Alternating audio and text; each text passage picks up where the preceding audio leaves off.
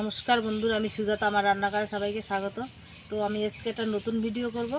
আলু দিয়ে আমি ফিঙ্গার পাকোড়া করব। 3টে আলু নিয়ে নিয়েছি, আমি এখন আলু কেটে নিচ্ছি। এটাই ছুলে নিয়েছি, আমি এখন এইভাবে কেটে নিচ্ছি। এইভাবে আমি কেটে নিচ্ছি। সাইডেরটা ফেলে দেবো, এইটা নিয়ে নিচ্ছি। এরকম করে আমি কেটে নেব।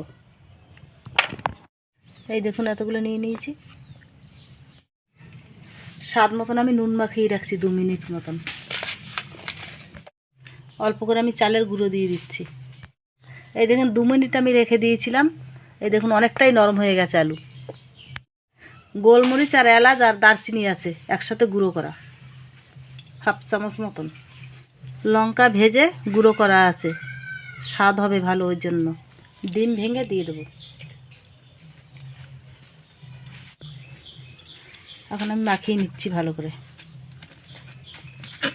দেখুন মাখিয়ে নিয়েছি। আর একবারেই আমি নুন দিয়েছি, দেখলেন, আর নুন লাগেনি আমার। পিৎজা সস দিয়ে দেবো আমি, দিয়ে আবার মাখিয়ে নেব।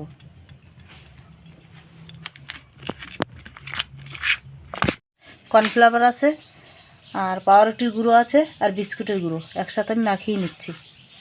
জাল ধরিয়ে নিয়েছি, কড়াই গরম হয়ে গেছে, তেল দিয়ে দিচ্ছি, সাদা তেল গরম করে নিয়েছি। 2 মিনিট আমি রেখে দিয়েছি মেখে।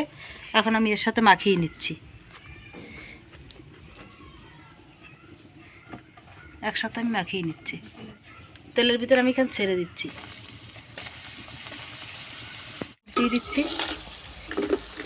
কি সুন্দর দেখুন, মুচমুচে হয়েছে, আর কত সুন্দর শব্দ হচ্ছে, দেখেছেন? এই যে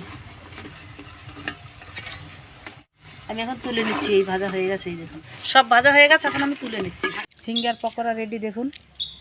আর কত সুন্দর হয়েছে দেখুন, একদম পুরো মুচমুচে হয়েছে। এটা খেয়ে দেখাচ্ছি, সস দিয়ে খেতে খুব ভালো লাগবে। কতটা মুচমুচে হয়েছে দেখুন, দেখুন কত সুন্দর সিদ্ধ হয়ে গেছে আলুটা। আর ভিডিওটা দেখে যদি ভালো লাগে, লাইক, কমেন্ট, শেয়ার, সাবস্ক্রাইব অবশ্যই।